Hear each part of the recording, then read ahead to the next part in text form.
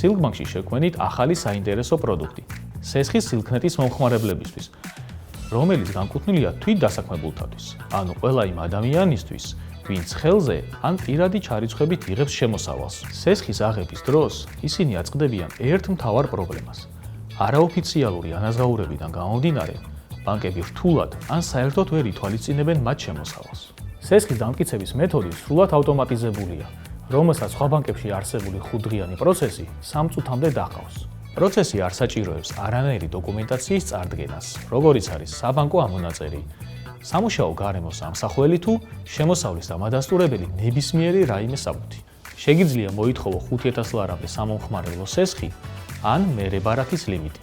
მოცემული პროდუქტის სარგებლობისთვის აუცილებელია ბოლო 6 თვის განმავლობაში სარგებლობდეს სილქნეტის ერთ-ერთი პროდუქტით მაინც. ეს იქნება ინტერნეტი, ტელევიზია თუ მობილური სერვისი. სესხის აღებას ბანკში ვიზიტის გარეშე სილქის აპლიკაციის მეშვეობით შეძლებ. გაიარე რეგისტრაციის სტანდარტული პროცესი და შეავსე სესხის მარტივი განაცხადი.